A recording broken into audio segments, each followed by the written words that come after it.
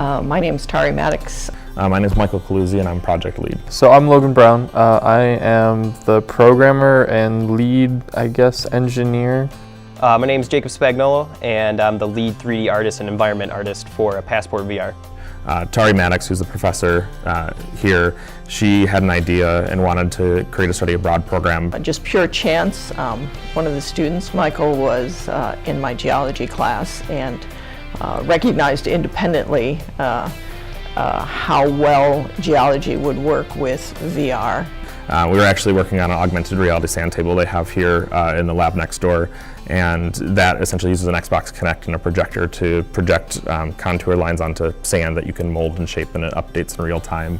And from there we were just talking about different ways you can apply technology to this subject or area of science. I got really excited when he approached me independently and said, hey, I'd be interested in working on a project that builds VR experience for geology students. Last semester I was in junior project, and one of the 3 projects that were proposed was Passport VR. Mike came in and gave a little speech about it and what it entailed, and I was really interested in it. We are building a field experience for 2 groups of students. Essentially, it's a collaborative geocentric field trip to Iceland. Iceland is an amazing place. It's got incredible geology, and it's a place that I would love to take Grand Rapids Community College students, but it is incredibly expensive to go there. In the end, we want to launch this project on the Oculus Quest, which is a standalone platform. The best part about working on the project is probably being able to drop into the VR experience and see all of your hard work kind of come to life. With a lot of games, you don't really get to do that, or a lot of experiences, I guess. I'd probably say the best part of the project is just being able to really get to model a lot of different things.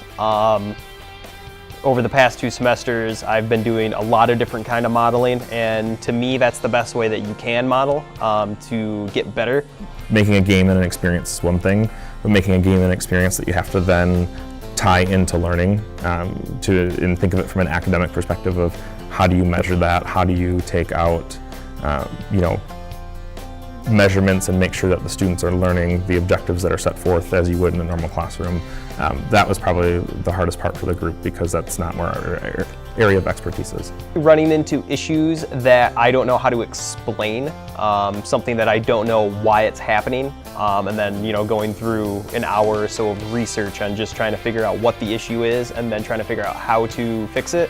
There was different parts of research. A lot of it was done within the class itself. When we're doing projects, a lot of the times people talk about like crunch time. It kind of feels like this whole project has been crunch time, basically. We've got a week left of the semester before the project's supposed to be finished, so just some polish that we're doing on the project itself. But we're looking to take this into the future and continue to add to it, whether it be more locations or different learning activities. I'll go as far as they want me on this project. I'm pretty enthused about it.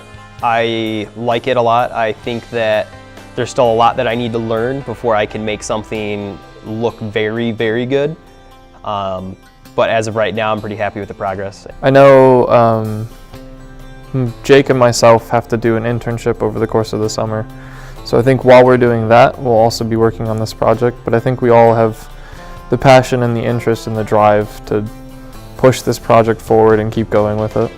This is the first I've seen, and probably one of the first where students would actually be inserted in an actual environment. And that's what's kind of cool about it, is this is not just a made-up environment. The students have actually gone to a real outcrop, a classic outcrop in Michigan that virtually every geology student visits, and students can go visit it in this environment.